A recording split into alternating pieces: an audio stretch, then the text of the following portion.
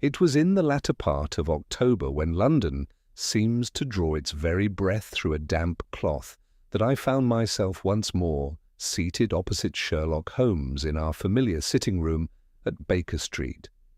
The coal in the grate burned with a sullen patience. The gas lamp hissed faintly above the mantel, and outside the fog pressed upon the window-panes as though some vast pale creature leaned its face against the glass to listen. Holmes lay at full length upon the sofa, his long, nervous fingers steepled beneath his chin, and his eyes half closed, not in sleep, but in that curious state of trance-like reflection which I had learned to associate with the sharpening of his extraordinary faculties. Beside him, upon the small table, were scattered the usual signs of his restless intellect: a French monograph on poisons, a bent brass lens, and a small heap of ash carefully preserved upon a sheet of white paper. "You have been staring at that ash for 10 minutes, Holmes," said I at last, for the silence had grown oppressive. "If you intend to make conversation with it, you will excuse me if I prove a poor intermediary." Holmes opened his eyes with a flash of amusement. "My dear Watson, if you had once learned to observe without being afflicted by the need to comment, you would find the world far less fatiguing. The ash, at least, has the merit of honesty. Honesty in ash is a new creed." "A necessary one," said he languidly. "Ash does not pretend to be what it is not. Men do." He reached suddenly for my wrist so swiftly that I started, and turned my hand, palm upward, in the lamplight. "You have been called out this evening," said he. "That is hardly remarkable." I am a medical man." "Not called out professionally?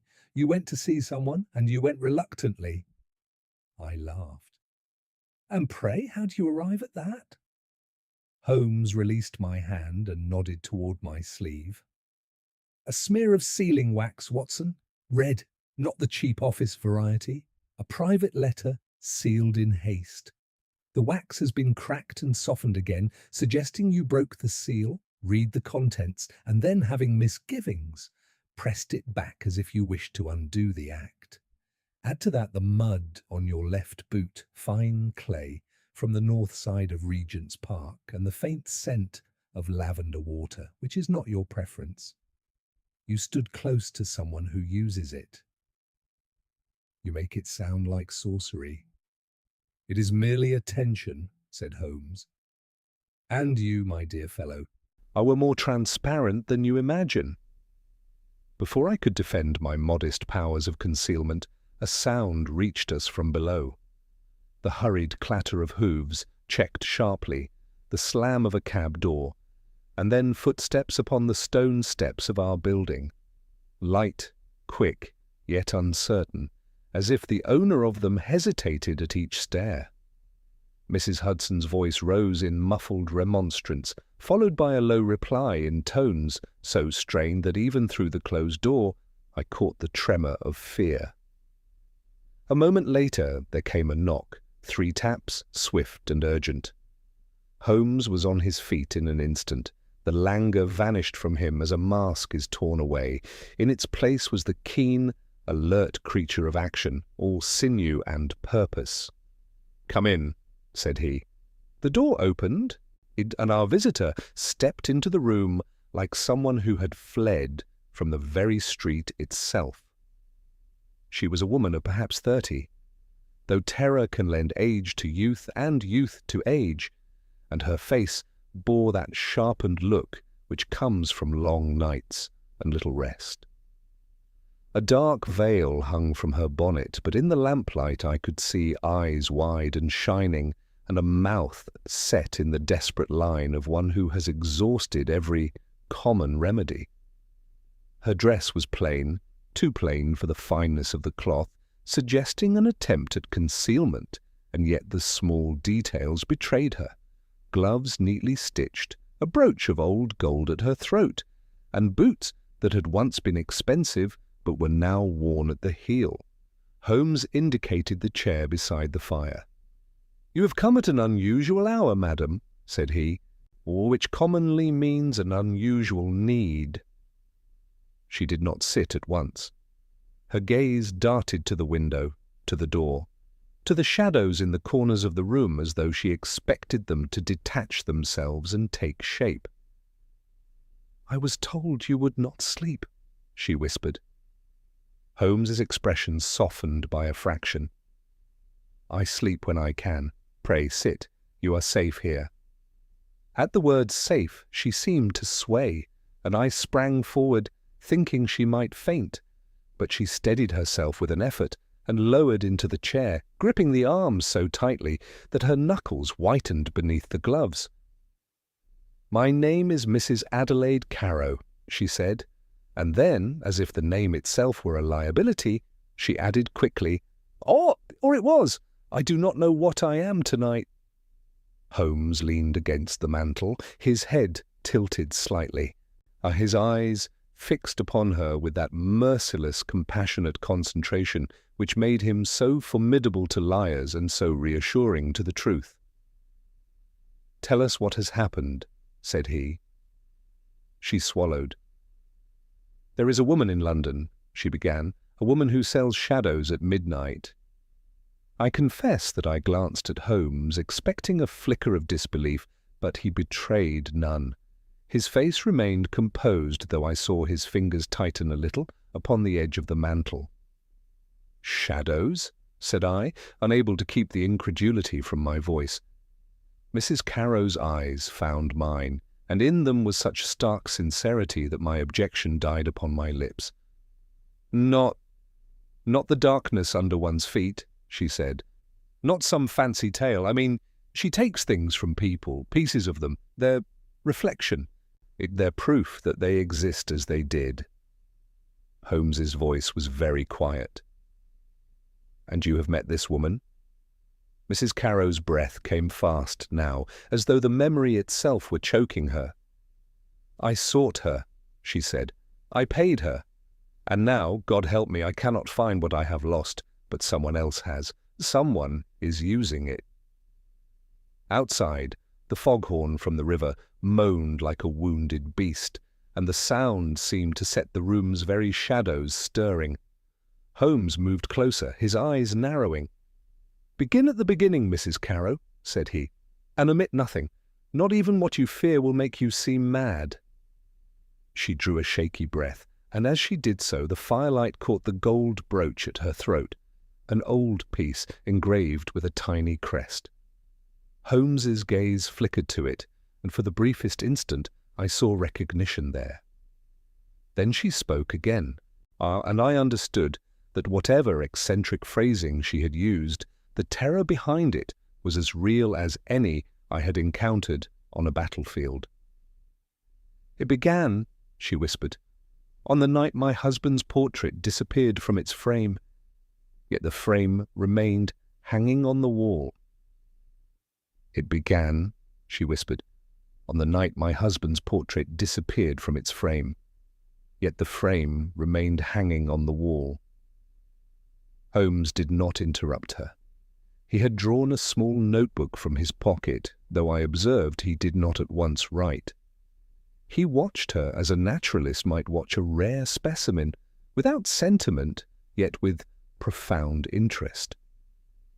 "The portrait," she continued, "was painted 3 years ago, shortly before my husband's death. It was a fine likeness, so fine that I sometimes fancied the eyes followed me across the room. It hung in our morning room in Bloomsbury.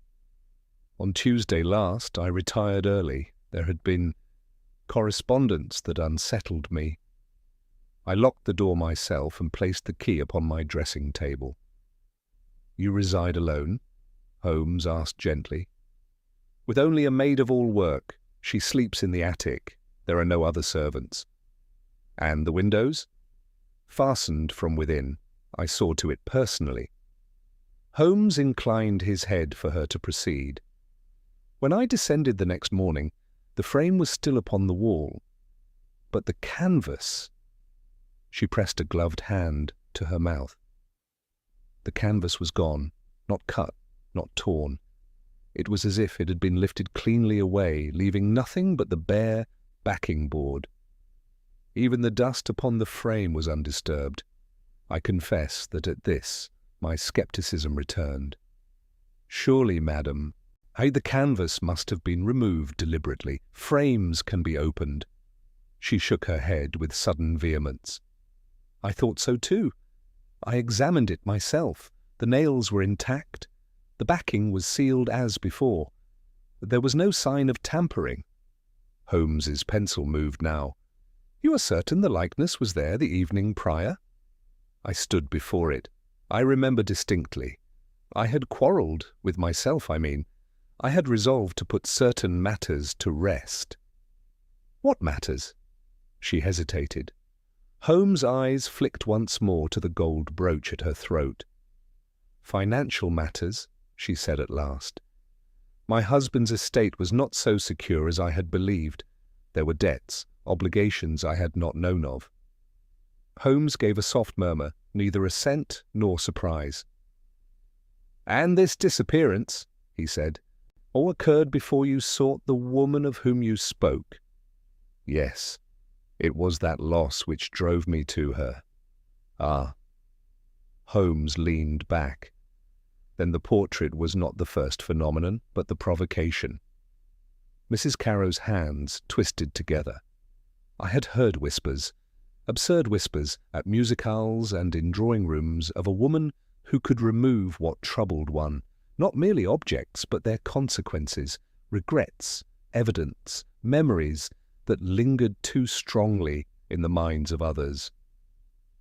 An exorcist for the fashionable, I muttered. Holmes shot me a glance of mild reproach. Go on, madam. She receives visitors only at midnight, Mrs. Carrow said, in a house near the river, Wapping, I believe. One enters alone. Payment is made in advance. She asks no questions. She promises discretion. And you went. I went, she repeated hollowly. 2 nights after the portrait vanished.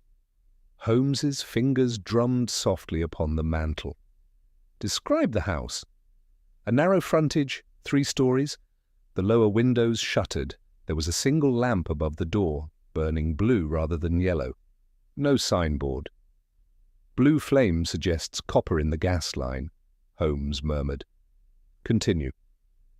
I was admitted by a boy, no more than 15. He took my name, though I did not give my true one. Then he led me upstairs to a room lit by a single shaded lamp. The curtains were drawn. There were no pictures upon the walls. And the woman? Mrs. Carrow's gaze seemed to drift beyond us. She stood behind a table, tall, very pale. Her hair was bound tightly back. She wore black, no ornament. Her eyes... She shuddered. They were not unkind. That is what frightened me. They were attentive. Holmes's lips curved faintly. Attentiveness is often mistaken for sympathy. She asked me what I wished to be rid of, Mrs. Carrow continued. I told her, rashly, that I wished the portrait never to have existed, that I wished no reminder of my husband's face to remain. And she agreed. She said only, "It is already begun." Holmes's brows rose a fraction. "Already begun?" I echoed. "Yes. She told me that once a thing is loosened from its place, it may be persuaded to depart entirely. I was to leave the payment and return home. By morning, she said, I would find my difficulty resolved. And did you?" Holmes asked quietly. Mrs. Carrow's breath quickened. When I returned home, nothing was changed. The empty frame still hung upon the wall. I felt foolish, duped. I resolved to go to the police. But that evening, a letter arrived. She drew from her reticule a folded sheet, which trembled in her grasp. Holmes accepted it and held it toward the lamp. The paper was of good quality, thick and cream-coloured. The writing, though disguised in a sprawling hand, bore the marks of education. Holmes read aloud, "Madame, you have sought to erase what binds you. The likeness may be gone, but the shadow remains. Should you wish it restored or preserved from darker uses, Be prepared to meet my terms. Midnight. Tomorrow, alone. There was no signature. The seal? Holmes asked. A blank wafer, no crest. Holmes examined the edges of the page, then raised it to his nose briefly. Faint tobacco, he murmured. Not the common shag, a Turkish blend. Mrs. Carrow leaned forward desperately. You see, she has taken it. She has taken my husband's image, and now she threatens me with it. Holmes returned the letter. Why should the possession of a portrait endanger you? She hesitated again, and this time her silence was more eloquent than any speech. My husband, she said at length, died under circumstances that were discussed. There were rumours of impropriety in his dealings. If that portrait were altered, if some detail were emphasized or revealed, there are those who might interpret it to my ruin. Holmes's eyes gleamed. Altered how? In the original, she whispered, there was a small object upon his desk, a signet ring not belonging to him. I had meant to have it painted out. I delayed. Now I fear it may be used to suggest a connection, one that would disgrace his name and mine. For several moments, Holmes was silent. The fire cracked softly. Outside, a cart rattled distantly through the fog. At what hour are you expected tonight? He asked at last. Midnight. Holmes glanced at the clock. It wanted but 20 minutes to 11. Then, said he calmly, reaching for his coat, we have ample time to examine an empty frame in Bloomsbury before we pay our respects to a lady who deals in shadows. Within a quarter of an hour, we were seated in a hansom, Mrs. Carrow opposite us, her veil lowered once more, though I could see the agitation in the quick rise and fall of her gloved hands. Holmes had said little since leaving Baker Street. His long fingers tapped lightly against his knee in that silent rhythm which I had learned signified intense mental calculation. The fog had thickened, wreathing the gas lamps in blurred halos. As we turned into Bloomsbury, the streets grew quieter, the houses standing in orderly ranks, their windows dark and uniform. Mrs. Carrow directed the driver to a modest but respectable terrace, and we alighted before a narrow brick residence whose steps had been recently scrubbed. She produced her key with visible effort. I have touched nothing since Tuesday, she said. I feared to disturb what little evidence might remain. Holmes nodded approvingly. An uncommon restraint.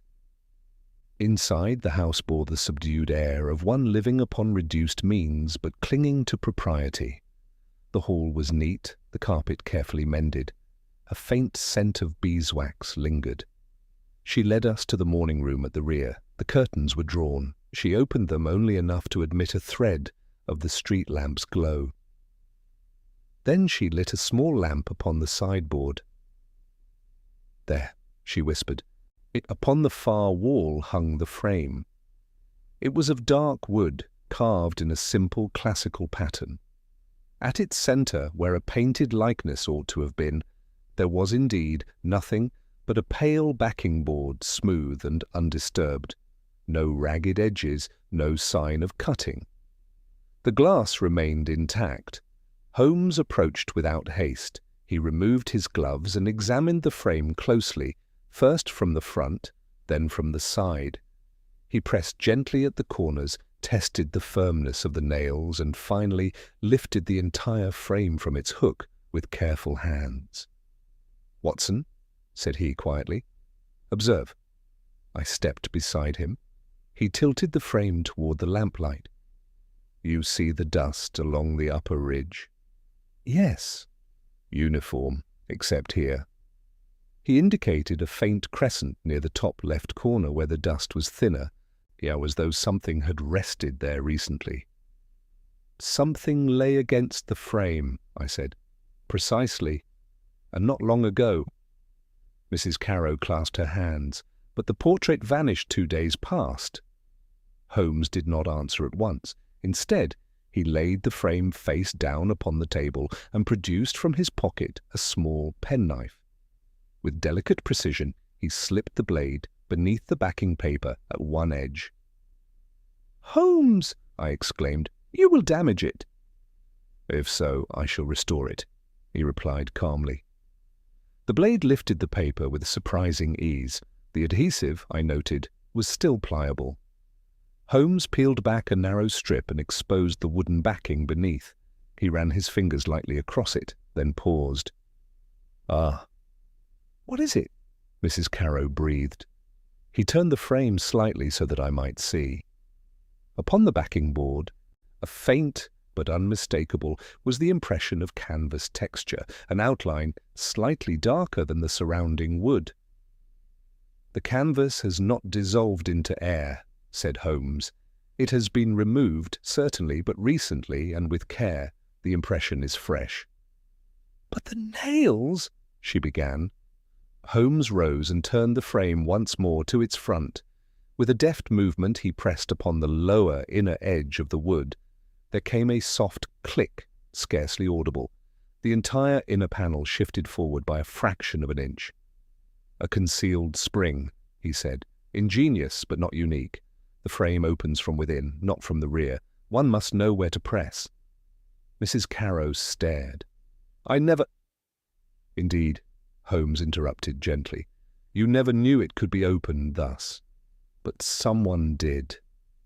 He released the pressure, and the panel settled back seamlessly. Your husband commissioned this frame with a hidden compartment," Holmes continued. "The canvas was mounted upon a removable inner panel. It could be withdrawn without disturbing the external nails." She swayed slightly and caught the edge of the table. "Then it was no sorcery," I said. Holmes cast me a brief glance. "Rarely is it." He examined the hook from which the frame had hung. A minute scratch marked the plaster just above it. "Removed and replaced at least once since Tuesday," he murmured. "Impossible," Mrs. Carrow protested. "I have not touched it."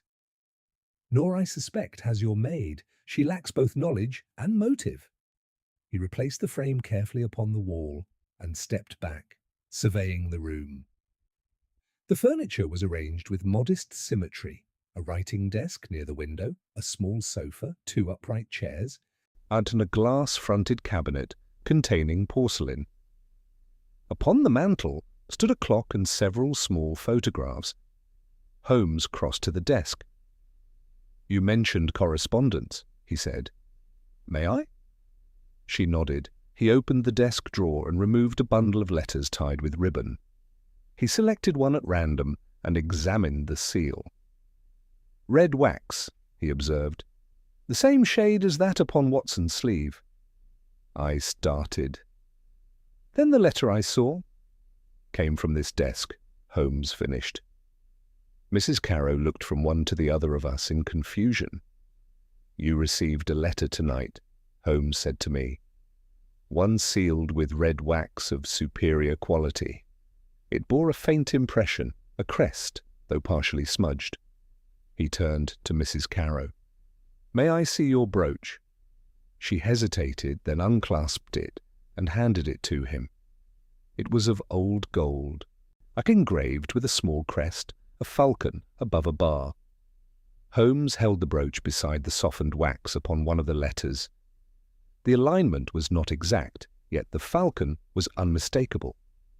"You sealed your own correspondence," he said quietly. "With this?" I had no other seal," she stammered. "Quite so." He returned the brooch and selected another letter from the bundle. This one, unlike the others, was addressed in a different hand. "From your husband's solicitor," he said after a glance, "regarding debts." Her face paled. "Mr. Halcombe," she whispered. Holmes folded the letter and replaced it. "The portrait vanished 2 days ago," he said thoughtfully. "You visited the woman in Wapping the following night, and tonight you receive a demand to meet again at midnight." He turned toward her with sudden intensity.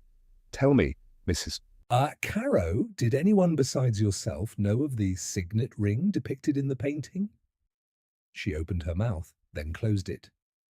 Yes, she said at last. Mr. Halcombe saw the portrait once. He remarked upon the ring.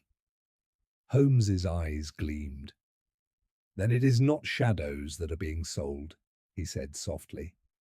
But leverage. He glanced at the clock upon the mantel. It was 11:45. If we are to observe the seller of these shadows, he continued, we must leave at once. Watson, you will accompany Mrs. Caro to the appointed house. I shall follow by another route. Alone? She cried. For the moment, Holmes replied. Fear not. If my deductions are correct, tonight's meeting will illuminate more than a missing canvas.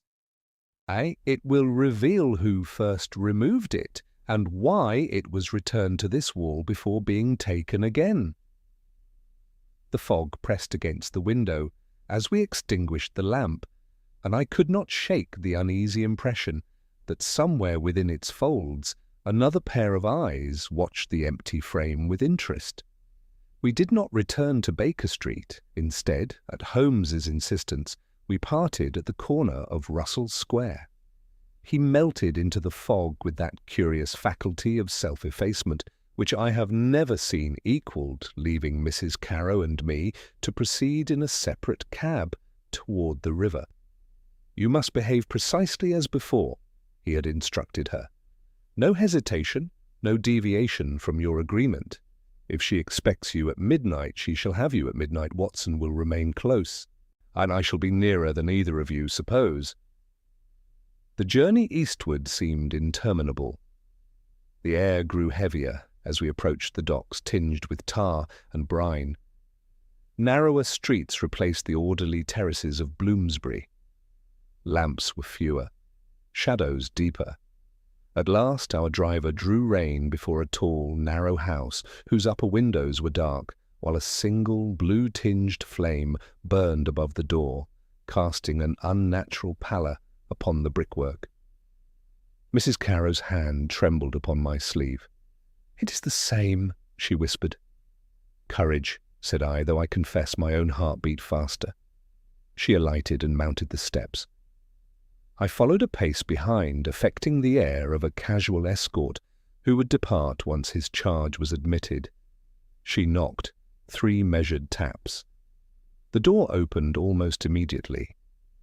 The boy she had described stood there, thin and sharp-eyed, his expression blank, but watchful. "You are expected," he said. His gaze flicked to me. "My cousin," Mrs. Caro said quickly. "He will not enter." The boy hesitated only an instant before stepping aside to admit her. As she crossed the threshold, I noted the interior hall was dim, lit by a single shaded lamp that cast more shadow than illumination. The door closed. I did not retreat. Instead, I moved to the narrow alley beside the house, where a faint glow escaped from a second-floor window through the edge of drawn curtains. The fog muffled sound, yet from within I could just discern the murmur of voices, one low and controlled, the other strained. A hand touched my shoulder. I turned sharply, my pulse leaping, but it was Holmes. He was altered almost beyond recognition. A rough cap shadowed his features. His coat was of coarse make, and a faint smear of soot darkened his cheek. "You have the alley?" he whispered. "Yes." "Good. The rear entrance is secured, but not barred. I have examined it." "Examined? When?" "While you were alighting. Pray attend." He moved silently toward the back of the house, keeping to the narrow band of deeper shadow along the wall. I followed, astonished anew at his capacity for swift reconnaissance. At the rear stood a small yard enclosed by a wooden fence. A single door led into what I surmised to be the kitchen. Holmes tested the latch. It yielded at once. Inside, the air was cool and faintly scented with paraffin. We passed through a narrow passage and ascended a back stair our steps measured and deliberate. At the landing, Holmes paused and inclined his head toward the door at the front of the house. And from within came the woman's voice, calm, almost soothing. "You have returned, Mrs. Carrow. That suggests you comprehend the value of what I hold." Mrs. Carrow's reply reached us faintly. "You said it would be resolved. It is resolved. The canvas no longer troubles your wall." "But someone else possesses it." A slight rustle, as of paper handled. "The likeness is safe," the woman replied. "Whether it remains so depends upon your cooperation." Holmes's eyes gleamed in the dim light. He placed one long finger against his lips and eased the door open by a fraction. Through the narrow gap, I saw the room described earlier. Bare walls, heavy curtains, a single lamp upon a central table. Behind it stood the woman, tall, composed, her black attire severe against the pale oval of her face. Before her, seated stiffly, was Mrs. Carrow. Picked upon the table lay a flat parcel wrapped in brown paper. "The ring," the woman was saying. "It was unwise to leave it visible." Mrs. Carrow's breath caught audibly. "You admit you have it." "I admit nothing. I observe that a painted object may suggest associations best forgotten. My service is to ensure such suggestions remain negotiable." "By blackmail," Mrs. Carrow said hoarsely. The woman's lips curved faintly. "By discretion." Holmes shifted slightly, and I felt, rather than saw, his attention sharpen. "Your solicitor, Mr. Halcombe," the woman continued, "is a practical man. He understands obligations." Mrs. Carrow half rose from her chair. "This is his doing?" A flicker, so slight that I might have missed it had I not been watching, crossed the woman's eyes. "I speak only in generalities," she said. Holmes's fingers tightened upon the edge of the door. He withdrew silently and beckoned me back along the passage. "She overplays her part," he murmured once we were beyond earshot. "Halcombe," I whispered. Undoubtedly connected, whether as instigator or accomplice remains to be seen. Observe, she did not deny possession of the canvas. She shifted the ground to its implications. And the parcel? A decoy, or the original? We shall soon determine which. He descended the stair as noiselessly as he had mounted it. At the foot, he paused. "Watson, you will re-enter by the front in 5 minutes and demand admittance. Express concern for your cousin's welfare. I shall attend by another means." "Another?" But he was already gone, slipping through the rear door into the fog. I counted slowly, my mind racing. From above came again the murmur of voices, lower now, more urgent. At the 5th minute, I stepped into the street and mounted the front steps with deliberate firmness. I knocked sharply. After a pause, the boy opened the door a fraction. "My cousin has been within some time," I said briskly. "I insist upon seeing her." He hesitated, uncertainty flickering across his narrow face. Before he could reply, a sudden cry rang out from above, a cry not of fear alone, but of shock. It was Mrs. Carrow's voice. The boy turned pale. I pushed past him without ceremony and took the stairs 2 at a time, the blue lamp's eerie glow at my back, while from the room above came the unmistakable sound of a struggle. I reached the upper landing as the struggle within the front room culminated in a crash of overturned furniture.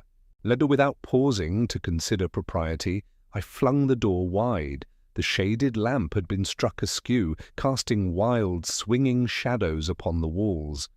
Mrs. Carrow stood near the table, one hand pressed to her breast, her veil torn aside. Opposite her, the pale woman in black had retreated toward the mantel, her composure fractured for the first time. Between them lay the brown paper parcel, burst open upon the floor. The canvas within was visible. Even at a glance I recognized it as the missing portrait, the likeness of a dark, bearded gentleman seated at a desk.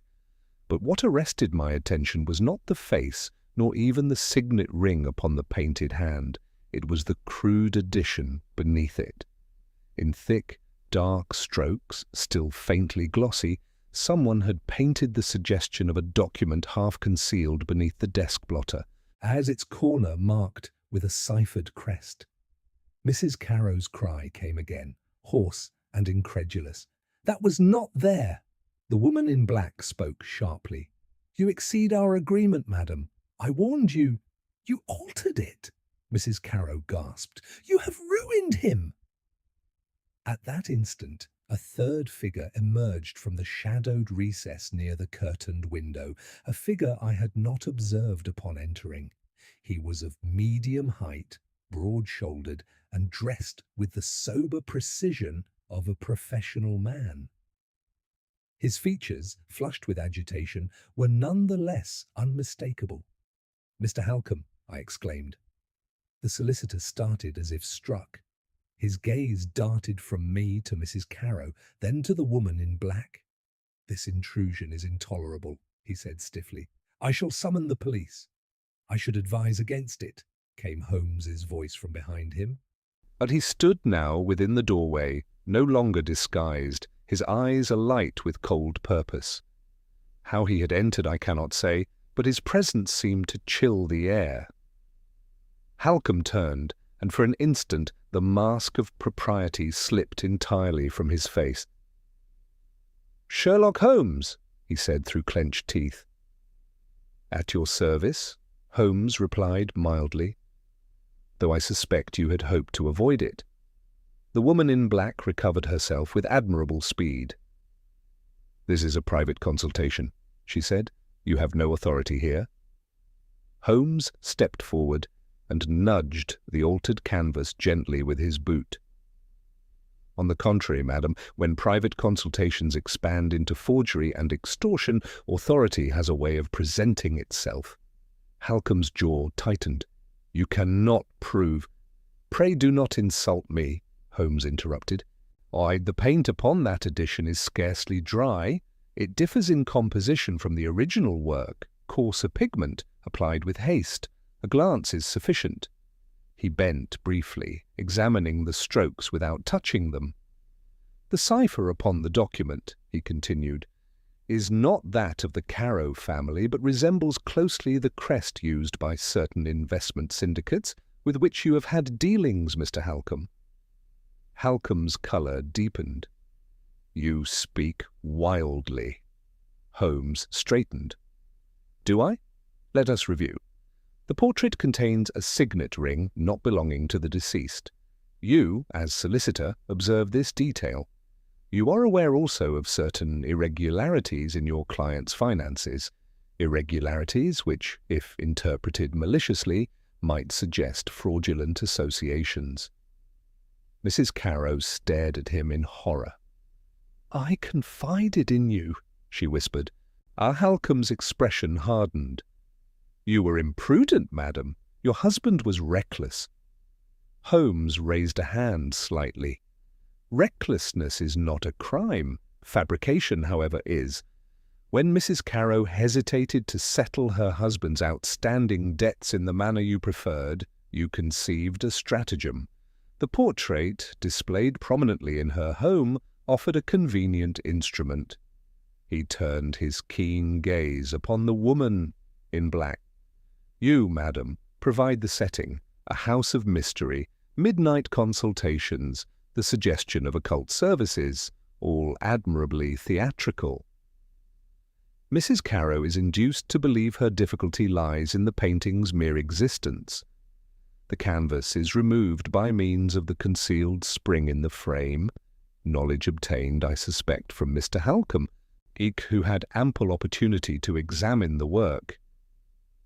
The woman's lips thinned, but she did not speak. "The portrait is then altered," Holmes continued, "to include incriminating implication, a document marked with a cipher. Presented as the shadow that remains, it becomes a threat, Payment secures its suppression. Halcombe made a sudden movement toward the door, but Holmes was swifter. He stepped aside just enough to obstruct the path without apparent effort. "You forget, sir," he said softly, "that I entered by the rear, Inspector Lestrade by the front." As if summoned by the word, there came the heavy tread of boots upon the stair. The boy's thin voice rose in protest below, abruptly silenced. Halcombe's composure fractured entirely. "This is absurd!" he burst out. "You have no proof of coercion." Holmes's eyes flicked to the canvas. "The original paint beneath your edition will tell its own tale. A simple solvent will reveal the earlier layer. Furthermore, the dust upon the frame in Bloomsbury bore evidence of recent removal and replacement. You took the canvas first to study it, returned it to allay suspicion, then removed it again once your accomplice's performance was prepared." The woman in black gave a short, sharp laugh. "Accomplice? I offer a service." "To whom?" Holmes asked quietly. "To those who fear exposure? Or to those who create it?" The door behind us opened, and Inspector Lestrade entered, his sharp features registering swift comprehension of the scene. The altered portrait, the agitated figures, Holmes' calm authority. "Well, Mr. Holmes," he said dryly, "you do pick your hours." "I pick my shadows carefully," Holmes replied. Mrs. Caro stood trembling, yet there was a dawning clarity in her expression. "The ring," she said faintly. "It meant nothing dishonourable. It belonged to my brother. My husband wore it in jest that evening." Holmes inclined his head. "A trivial detail inflated for effect." Lestrade stepped forward. "I believe we shall have the full explanation at the Yard," he said, fixing Halcombe and the woman in black with a professional stare. As the constables ascended to secure the house, Holmes retrieved the canvas with surprising gentleness and propped it upright against the wall. "The shadows, Mrs. Caro," he said quietly, "were never supernatural. They were cast by human greed and dispersed by light." The immediate tumult subsided with surprising swiftness. Halcombe, stripped of his professional hauteur, I submitted to Lestrade's custody with tight-lipped indignation, while the woman in black maintained an unnerving composure that suggested calculation even in defeat. The boy was discovered attempting to slip out through the kitchen yard. He protested ignorance with such fervour that Lestrade, after a sharp examination, elected to hold him only as a material witness. Holmes, meanwhile, devoted himself to the portrait. "Inspector," said he, as the constables secured their prisoners, "you will observe that the addition is recent. I should recommend that the canvas be conveyed carefully to the Yard, where a conservator may remove the upper layer without disturbing the original work."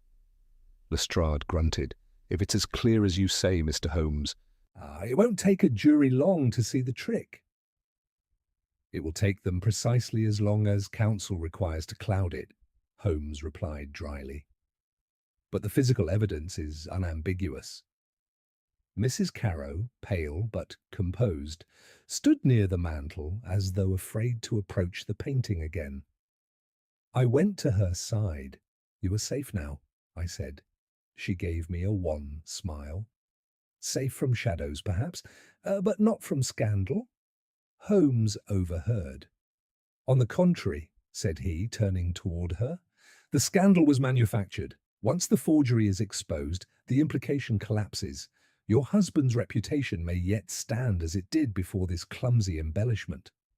Her eyes filled, though she mastered herself with evident effort. "I misjudged you, Mr. Holmes," she said softly. "When you spoke of leverage, and I feared you suspected me."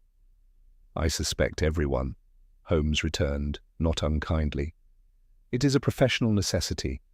In your case, the inconsistencies lay not in guilt, but in omission. You withheld certain financial details out of pride. Pride is rarely criminal, merely inconvenient. Lestrade approached, notebook in hand. "Mr. Holmes, if you'd oblige me with a brief account." "Certainly," Holmes said, "though I believe the essentials are already before you." He summarized the chain of events with brisk precision.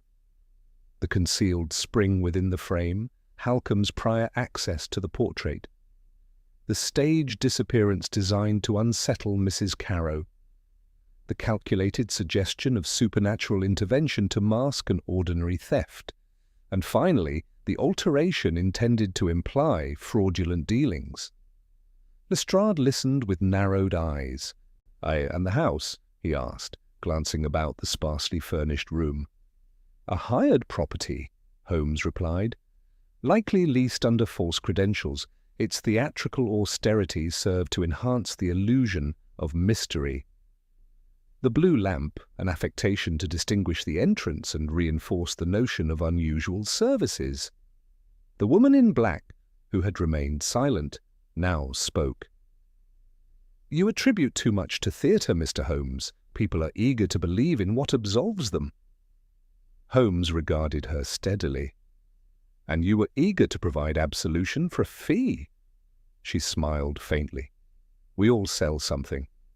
"Indeed," Holmes said. "But you chose to sell fear." Lestrade signalled to the constables. Halcombe cast one last bitter look toward Mrs. Carrow before being led away. The woman followed, her bearing erect to the end. When they had gone, the room seemed curiously diminished, as though its menace had departed with them. Holmes lifted the portrait once more, examining the altered section beneath the lamplight. "Observe, Watson," he said. "The added pigment has not fully bonded with the underlying varnish. It was applied no more than 24 hours ago." "So the threat was to be immediate?" I said. "Precisely. Mrs. Carrow was meant to believe that delay would increase the danger, a common tactic in extortion." Mrs. Carrow stepped closer at last. "Will it be restored?" she asked. "With care," Holmes replied. "The underlying work appears intact. The forger relied upon the assumption that fear would preclude close inspection." She drew a steadying breath. "I cannot fathom that Mr. Halcombe, who managed our affairs for years, should descend to such schemes." Holmes replaced the canvas gently against the wall. "Descent is often gradual," he said. "A solicitor entrusted with precarious finances may be tempted to remedy them by unconventional means. When opportunity presents itself, a concealed frame, a suggestible client, the temptation sharpens." "And the first removal?" I asked. "You believe he studied the painting before returning it?" "Yes. He required time to plan the alteration. By replacing the canvas initially, he tested whether Mrs. Carrow would notice the mechanism. When she did not, he proceeded." Mrs. Carrow shuddered. "I thought it sorcery." Holmes's expression softened by a degree. "You sought a supernatural explanation because the alternative, that someone you trusted would betray you, was more painful." Lestrade re-entered briefly. "The carriage is ready to convey the evidence," he said. "Mrs. Carrow, you may return home. We shall take your statement tomorrow."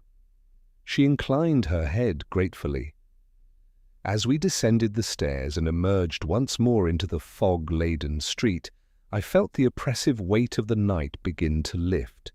The blue lamp above the door flickered as a constable extinguished it, and with its fading glow the house lost much of its sinister aspect. Holmes paused at the curb. "There remains one minor question," he said quietly. "What is that?" I asked. "The letter Mrs. Carrow received tonight was penned by Halcombe, yet carried a faint scent of Turkish tobacco, distinct from his usual habits." Mrs. Carrow looked startled. "You think—" "I think," Holmes continued, "that the woman in black was not merely a passive accomplice but an active architect. She may have supplied more than a venue. He gazed thoughtfully into the fog. Greed and ingenuity rarely operate in isolation. A hansom drew up at Holmes's signal. As Mrs. Carrow entered, he spoke to her with grave courtesy. "You will find, madam, that the shadows which troubled you were cast by very ordinary lamps. Once those lamps are extinguished, the darkness resumes its natural shape." She managed a faint smile. "And if new shadows arise?" Holmes's eyes glinted. "Then you know where to find the light." As the cab rolled away toward Bloomsbury, Holmes turned his collar up against the damp air. "Well, Watson," said he, "midnight has passed. Let us return to Baker Street. And I find that when one strips away superstition, the night becomes considerably less interesting but far more comprehensible." By the time we regained Baker Street, the east was paling faintly behind the veil of fog, and the city had entered that peculiar hour when night has not wholly relinquished its claim, yet morning has begun to press its advantage. Holmes declined rest. Instead, he cast aside his damp overcoat, stirred the fire to renewed life, and seated himself at the table with an expression of contemplative dissatisfaction that I had come to recognize as the prelude to further inquiry. "You are not content?" I observed, removing my gloves. "Contentment," said he, "is the enemy of accuracy. But Halcombe and his accomplice are secured. The forged edition will be exposed. Well, what remains?" Holmes reached for the brown paper wrapping which he had retained, having insisted upon carrying it from the house before Lestrade's men bore the canvas away. "This remains." He unfolded it carefully upon the table. The interior surface bore faint smears of pigment. "You believe this significant?" "I believe everything significant until proven otherwise," he replied. "Observe the distribution of paint." I bent over the paper. There were streaks of dark pigment, but also smaller flecks of a lighter hue. "The darker corresponds to the added document," I said. "The lighter matches the background of the original portrait," Holmes finished. "Specifically the muted green behind the desk." "Then the canvas was handled while still tacky?" "Precisely, which suggests haste." He rose abruptly and crossed to his chemical table, where he applied a minute quantity of solvent to one of the lighter flecks. The pigment thinned at once, revealing beneath it a fragment of fibre. Holmes's eyes narrowed. "Canvas thread," he murmured. "Detached. You think the original surface was disturbed?" "Not by the addition," he said. "By something beneath it." I stared at him. "You mean there was more than the painted ring and the forged document?" Holmes did not answer immediately. Instead, he took up his violin and drew a single sustained note that hung in the air like a question. Then he set the instrument down again. "Consider, Watson, Halcombe's motive was financial pressure. He required leverage. The signet ring offered implication, but no certainty. A ciphered document painted upon the canvas might suggest impropriety, but only to those inclined to believe it." "You imply he needed something stronger." Holmes inclined his head slightly. "Mrs. Carrow mentioned that her husband's estate was unstable. Suppose, in examining the portrait, Halcombe discovered not merely a painted ring, but an actual document concealed within the frame, placed there by the deceased himself. A hidden paper? The frame possessed a secret spring," Holmes said quietly. "Why should it not conceal more than the canvas panel?" The notion sent a chill through me. "But we saw no such paper." "Because we did not remove the backing entirely. I opened only a corner sufficient to demonstrate the mechanism. In the haste of events, I refrained from further intrusion." "You believe Halcombe found something?" "I believe," Holmes said, his gaze distant, that the first removal of the canvas was not solely to study the painted detail, but to access the compartment fully. The return of the canvas suggests he required time to consider what he had found. And the second removal? To execute his plan once its implications were understood. I sank into a chair. Then the forged edition may have been a diversion.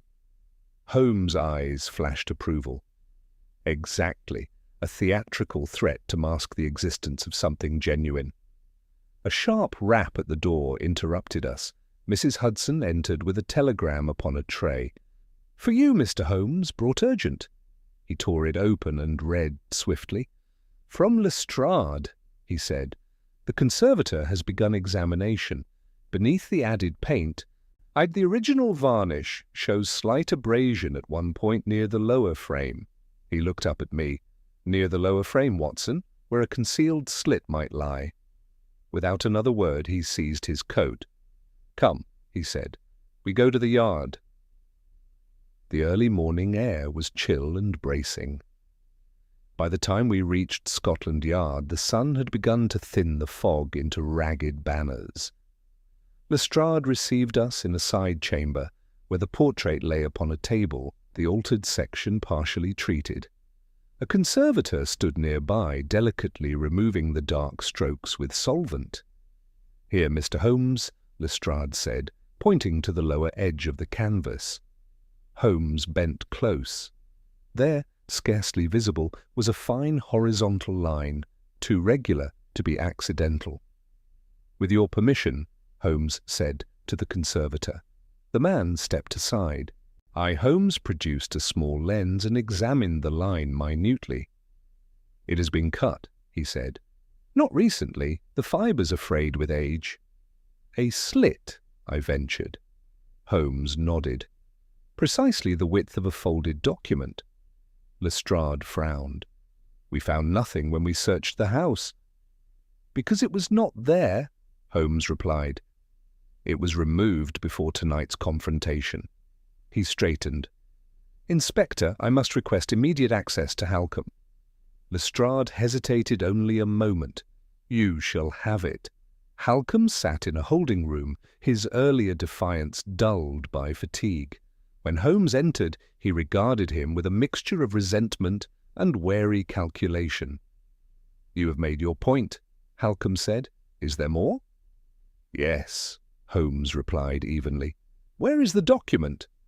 Halcombe's eyes flickered, only for an instant, yet it was enough. "Oh, I know nothing of any document." Holmes stepped closer. "The slit in the canvas is old. It predates your alteration. You discovered something concealed within that frame, something placed there by Mr. Carrow himself. A paper of value, perhaps instructions, perhaps proof." Halcombe's jaw tightened. "You speculate."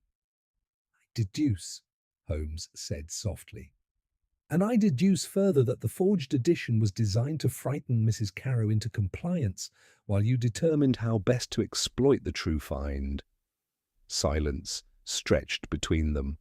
Holmes's voice lowered. "If you withhold it, the charge becomes not merely forgery, but suppression of testamentary evidence. That carries consequences far exceeding attempted extortion." For a long moment Halcombe stared at the table before him. Then, with visible effort, he spoke. "It was a letter," he said hoarsely, "addressed to his wife. He had altered certain investments without my knowledge. The paper proved he intended to expose irregularities within a consortium, men of influence." Holmes's eyes sharpened. "And you feared that exposure?" "I feared ruin," Halcombe snapped. "Not only mine." "Where is the letter?" Halcombe closed his eyes briefly. "In my office, behind the false panel in the ledger cabinet." Holmes exchanged a glance with Lestrade.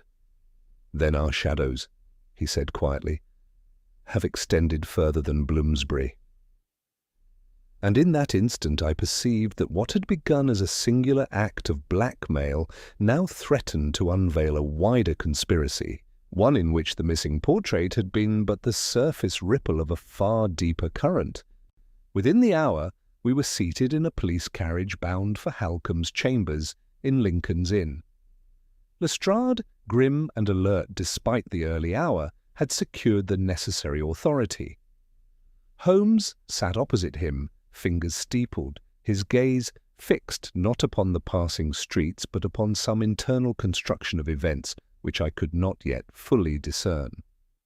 "You believe the consortium will move?" Lestrade asked bluntly. "If they are aware of the letter's contents, assuredly," Holmes replied. "Men who traffic in questionable securities seldom welcome illumination."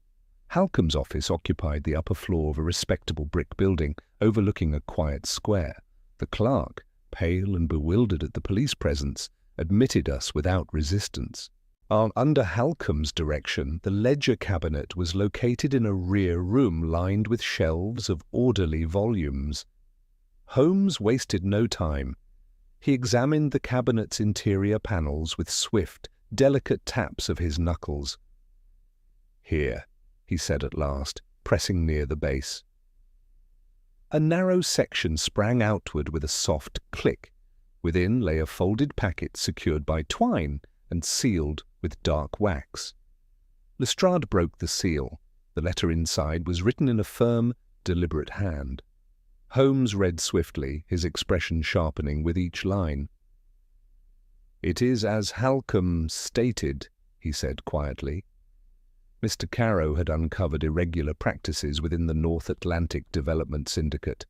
Inflated valuations, fictitious shipping manifests. He intended to withdraw his capital and advise others to do the same. Lestrade swore softly. "Yeah, that firm counts several influential names." "Precisely," Holmes replied. "The exposure of such practices would have proved inconvenient." "And dangerous?" I added. Holmes nodded. Carow concealed this letter within the portrait frame, perhaps intending to reveal it at a decisive moment. His sudden death forestalled that action. "Natural causes," Lestrade said. "So recorded," Holmes agreed. "Yet the timing now assumes a certain complexion." The inspector stiffened. "You suggest—" "I suggest nothing without evidence," Holmes interrupted. "But I observe that Mr. Carow died shortly after confronting his solicitor regarding questionable investments. Halcombe, fearing exposure and ruin, discovered the hidden letter when examining the portrait.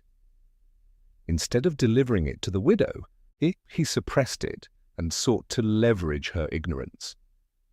"And the woman in Wapping?" I asked. "A facilitator," Holmes replied. "Her house offered secrecy and plausible deniability.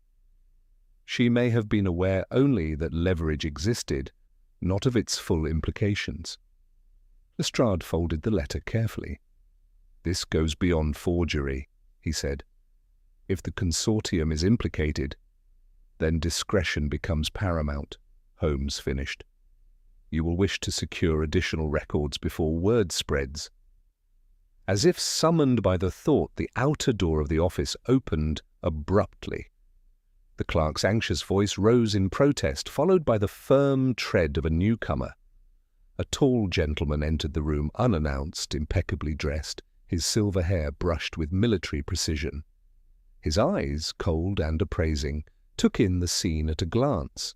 The open cabinet. "The police, Holmes." "Inspector," he said evenly, "to what do we owe this intrusion?" Lestrade straightened. "Sir Reginald Markham," he said, "we are conducting lawful inquiry." Sir Reginald's gaze settled upon the letter in Holmes's hand. "That document is private property," he said. Holmes inclined his head slightly. "It pertains to the late Mr. Carow and to the investments he held within your syndicate." Sir Reginald's expression did not alter, yet something in his posture grew taut. "Unfortunate misunderstandings," he said. "The markets are volatile. Allegations are easily misconstrued." Holmes stepped forward, his voice calm but edged. "Misconstrued valuations of non-existent vessels. Shipping manifests bearing identical cargo weights to the ounce. Mr. Caro appears to have been less credulous than most. A flicker of irritation crossed Sir Reginald's features. You speak with admirable confidence for one outside the matter. Holmes's eyes held his steadily. I speak as one accustomed to shadows cast by greed. They lengthen considerably when exposed to scrutiny. Silence fell, thick and charged. Lestrade cleared his throat. Sir Reginald, we shall require access to the syndicate's records. Sir Reginald's lips thinned. You tread upon delicate ground. Holmes's tone remained almost conversational. Delicacy is preferable to collapse. Should this letter reach the press unmediated, I fear the consequences would prove far more disruptive. For a long moment the older man studied him. You propose what? He asked at last. I propose, Holmes said, that full cooperation may mitigate reputational damage. Suppression, on the other hand, invites speculation. Sir Reginald's gaze shifted briefly to the window where morning light had strengthened, illuminating dust motes in the air. You have already involved the police, he said. Because forgery and extortion were employed, Holmes replied. Criminal acts demand response. Financial irregularities may yet be addressed through lawful channels, provided transparency is forthcoming. Lestrade's expression suggested he was less inclined to leniency, yet he held his peace. Sir Reginald drew a measured breath. You will have access to the ledgers, he said finally, on condition that this inquiry remains discreet until facts are established. Holmes inclined his head. Facts are all I ever require. As arrangements were made to secure additional documents, I observed Holmes closely. There was no triumph in his manner, only that austere satisfaction which follows the alignment of scattered pieces into coherent form. When at last we stepped back into the square, the sun stood clear above the rooftops. The fog had retreated, leaving the city stark and unadorned. It seems, I said, that Mrs. Caro's missing portrait has unveiled rather more than a solicitor's deceit. Holmes adjusted his gloves. The sale of shadows, he replied, proved merely the visible trade. The true commodity was silence. And now? Now, he said quietly, we must ensure that what was hidden within a frame does not vanish again into darkness. His gaze lifted toward the brightening sky, turned as though measuring how much light the day might yet cast upon the concealed dealings of men who had believed themselves secure in the gloom. The remainder of that day was consumed by a labor less dramatic than midnight confrontations, yet no less vital to the unmasking of truth. Holmes installed himself in a small chamber at Scotland Yard, where ledgers from the North Atlantic Development Syndicate were brought under discreet supervision. Lestrade, though visibly impatient with columns of figures, recognized the necessity of precision and refrained from interruption. I confess that at first glance the books appeared impeccably ordered, entries were neatly balanced, investments tallied with professional care. Yet Holmes did not read them in the ordinary manner. He traced patterns, not sums alone, but sequences, and his long finger moved down the columns, pausing not at the largest discrepancies, but at repetitions too regular to be accidental. Observe, Watson, he said quietly, turning one ledger toward me. 3 separate vessels, the Ardent, the Caledonia, and the Mercia, each reported identical tonnage of Baltic timber in successive quarters. Not approximately identical, precisely identical. That is unlikely, I admitted. Impossible, he corrected. Cargo varies. Moisture alone alters weight. He made a small notation in the margin and turned to another volume. Here, insurance valuations increased prior to reported losses at sea. Yet no independent verification of wreckage exists. Lestrade leaned forward. You think the ships never sailed? I think, Holmes replied, that some existed only upon paper. The implications were stark. If Mr. Caro had indeed uncovered such fabrication, his intent to withdraw and warn others would have threatened the entire edifice. By late afternoon, sufficient irregularities had been identified to justify formal inquiry. Sir Reginald, summoned once more, maintained a brittle composure. "These are clerical anomalies," he insisted. "No enterprise of scale is free from minor errors." Holmes regarded him steadily. "Errors that favour profit rarely prove minor." Sir Reginald's eyes hardened. "You tread perilously close to defamation." Holmes' voice remained calm. "I tread precisely where evidence directs." It was during this exchange that an unexpected development occurred. A messenger arrived, breathless, bearing urgent word from Bloomsbury. Mrs. Caro's maid had discovered signs of intrusion within the morning room. The frame had been removed from the wall. Holmes' head snapped up. "When?" he demanded. "Within the hour, sir. The lady had gone to give her statement. The house was unattended." Holmes was already reaching for his coat. "Lestrade, secure the ledgers. Sir Reginald, I trust you will remain available." The inspector's expression darkened. "You think someone seeks the portrait again?"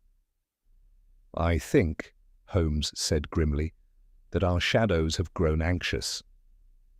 We reached Mrs. Caro's residence with all possible speed. The front door stood ajar under police guard. Inside, the morning room bore the unmistakable marks of hurried search. The hook upon the wall hung empty. The carpet showed scuffed impressions. A drawer of the writing desk had been overturned. Mrs. Caro stood near the hearth, pale but resolute. "I had only just left," she said. I cannot have been gone more than 2 hours." Holmes crossed to the wall and examined the plaster. "The frame was taken entire," he observed. "No attempt to access the compartment here." He turned to the desk and sifted through the disturbed contents. "Was the letter from your husband ever kept in this room?" he asked. She shook her head. "I never knew of it." Holmes's gaze sharpened. Then the intruder did not seek the letter, but the canvas itself. "Why?" I asked. Holmes bent and examined the carpet more closely. "Mud," he murmured. "Fresh and distinct." He knelt, producing his lens. "The tread is narrow, continental manufacture, not the broad English heel." Lestrade joined us, having followed swiftly. "You suspect one of the consortium?" he said. "Possibly," Holmes replied. Or someone acting upon their instruction." He rose and crossed to the window which overlooked the small garden at the rear. "The latch bears recent marks," he said. "Entry was gained here." Lestrade dispatched a constable to examine the garden path. Moments later the man returned. "There are tracks, sir, leading toward the alley. A carriage appears to have waited." Holmes's expression grew intent. The intruder knew the letter was secured at the yard. Thus the only remaining threat lay in the portrait itself. "The slit," I said suddenly. "Even without the letter, the slit proves concealment." Holmes nodded. "Precisely. Its existence suggests prior secrecy. If exposed publicly, it raises questions regarding what was hidden." Mrs. Caro pressed a hand to her temple. "This never ends," she whispered, and Holmes approached her with unexpected gentleness. "On the contrary, madam, this is the final convulsion of a failing scheme. Desperation breeds haste." He turned to Lestrade. "We must anticipate their next move. The canvas cannot be destroyed without arousing suspicion. It may instead be altered again or replaced with a copy." Lestrade's jaw tightened. "I shall circulate description at once." Holmes' eyes drifted once more to the empty wall. "There is one further consideration," he said softly. "What is that?" I asked. "The woman in black," She possessed theatrical instincts and access to discreet intermediaries. Though detained, she may have already communicated contingency plans. Lestrade frowned. She is in custody. Holmes gave a slight shake of his head. Physical confinement does not preclude prior arrangement. A knock sounded at the door.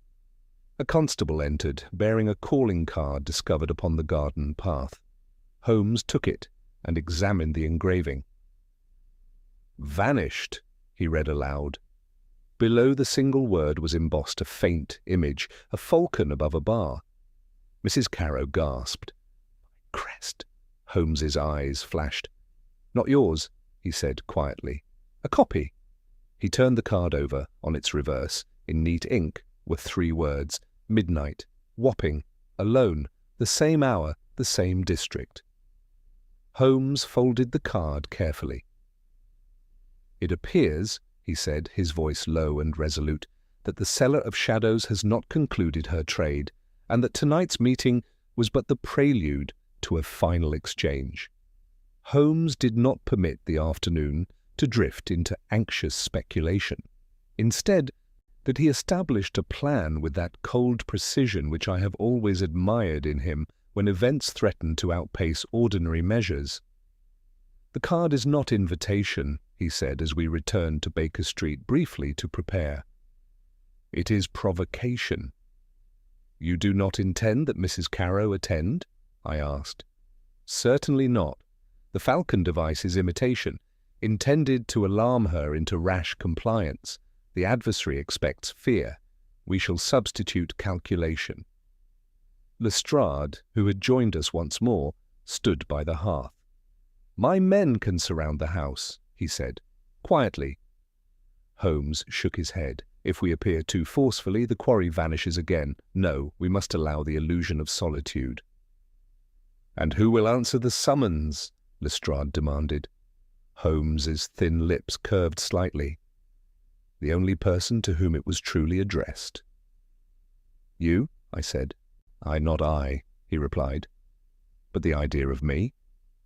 Before I could press him, he turned to his disguise cabinet and withdrew garments of sober feminine cut, a dark cloak, modest bonnet, and veil. "You cannot mean—" I began. "I mean precisely that," Holmes said calmly. "The adversary believes Mrs. Carrow desperate. Desperation wears a certain posture, moves with a certain hesitation. I shall oblige." Lestrade stared, half incredulous, half admiring. "You take a risk." "Only if my deductions err," Holmes replied. By 10 o'clock that evening, fog had returned to the river with renewed vigour. Holmes, transformed once more, bore little resemblance to the keen figure I knew. His shoulders stooped subtly, his gait shortened, his hands trembled, with convincing agitation. "I shall follow at a distance," he instructed me quietly. "Decky Lestrade's men will maintain discreet watch upon the approaches. No interference unless signalled." "And the signal?" I asked. "A dropped veil," he said. We arrived in Wapping shortly before midnight. The blue lamp above the narrow house had been relit. Holmes mounted the steps alone and knocked. The door opened, not to the boy, but to a different figure. A man this time, cloaked and hat-brimmed low. "You are late," he muttered. Holmes inclined his veiled head and entered. I circled swiftly to the alley, as before. The rear door stood slightly ajar. Moments later, faint voices drifted through the fog-muted air. "You have it?" the man demanded within. Holmes's voice, altered and strained, replied, "I have come as instructed." A brief silence followed, then the scrape of wood upon floor. Curiosity overcame caution.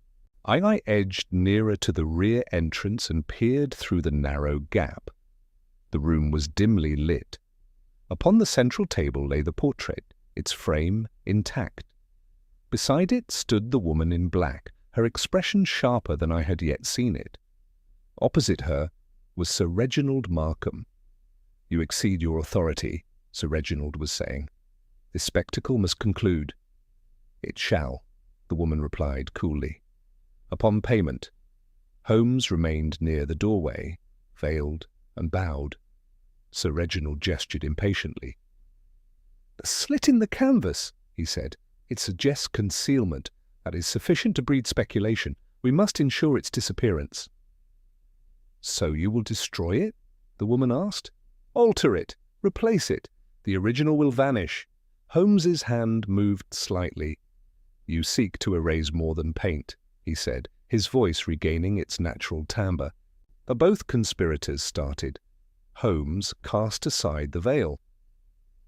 "The problem with shadows," he continued evenly, "is that they persist so long as light exists." Sir Reginald's face blanched. "You," Holmes stepped forward. "You attempted to suppress exposure through intimidation. When that failed, you sought to eliminate the last physical suggestion of secrecy, but you underestimated one point." "And what is that?" Sir Reginald demanded. "That I anticipated your haste." At that instant the rear door burst fully open. Lestrade and two constables entered, blocking retreat. Simultaneously, officers appeared at the front. Sir Reginald's composure fractured. "You have no proof of my intent," he said sharply.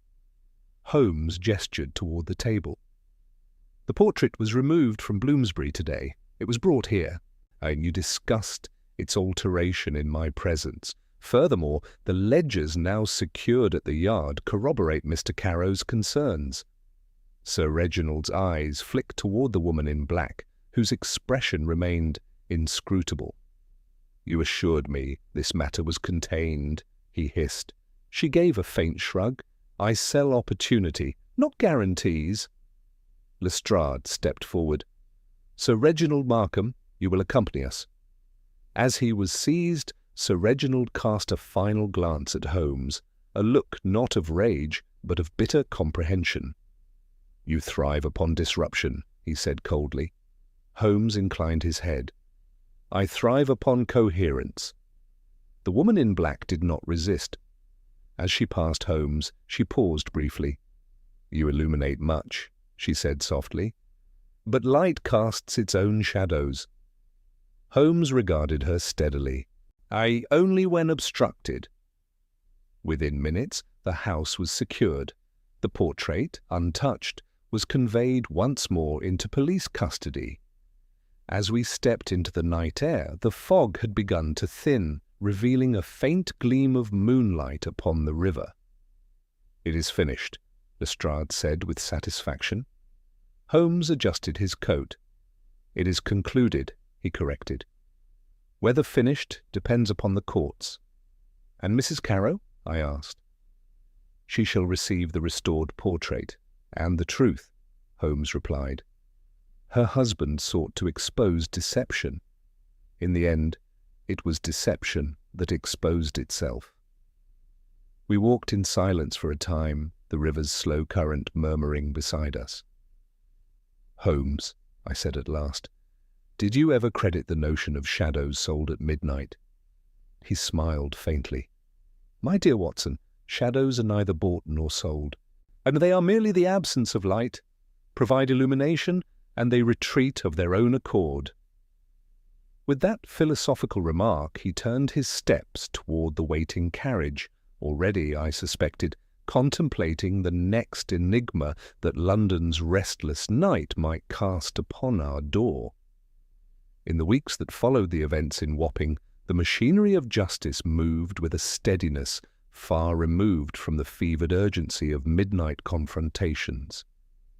Holmes, though summoned more than once to provide clarification of certain technical deductions, took little outward interest in the proceedings. Yet I observed that he read each column of the newspapers with meticulous attention, noting not the headlines but the subtleties buried within the reports. But the charges against Halcombe and the woman who had styled herself a purveyor of shadows were swiftly established. Forgery and conspiracy admitted little ambiguity once the altered canvas was examined and the concealed slit demonstrated before the magistrate. The greater matter, the fraudulent operations of the North Atlantic Development Syndicate, proved more complex. Sir Reginald Markham, confronted with documentary evidence drawn from his own ledgers and corroborated by Mr. Carrow's letter, found his authority diminished by the very precision with which he had once maintained it. It emerged that several vessels had indeed been little more than ink upon paper, their losses contrived to stimulate fresh capital and conceal mounting deficits. Mr. Carrow's discovery of these artifices and his intention to expose them cast a retrospective shadow upon his sudden demise. Though no direct proof of foul play could be adduced regarding his death, the public inquiry was sufficient to dismantle the syndicate's credibility.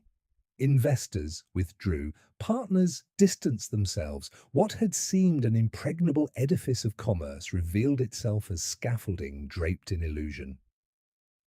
Throughout this period, Mrs. Carrow bore herself with a composure that commanded quiet respect. When at last the portrait was returned to her, its surface carefully restored, the forged edition wholly removed, Holmes and I accompanied her to the morning room in Bloomsbury. The frame, repaired and resealed, was rehung upon its accustomed hook. The likeness of her husband regarded us with the same calm intelligence it must have held when first completed. And the signet ring remained upon the painted hand, no longer an emblem of threat, but of innocent familiarity. Holmes examined the lower edge once more.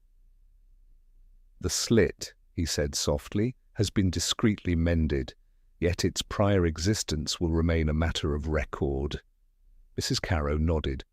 "I shall not conceal it," she said. "If my husband chose to hide a warning within his own likeness, I shall honour that choice openly." Holmes inclined his head with rare approval. It is often the concealment of truth, rather than the truth itself, which breeds corruption. She turned to him with an expression I shall not soon forget. "I believed I had invited darkness into my home," she said. "Instead, it had been there all along, only unseen." Holmes's gaze rested upon the portrait. "Darkness is rarely self-sustaining," he replied. "And it depends upon the obstruction of light.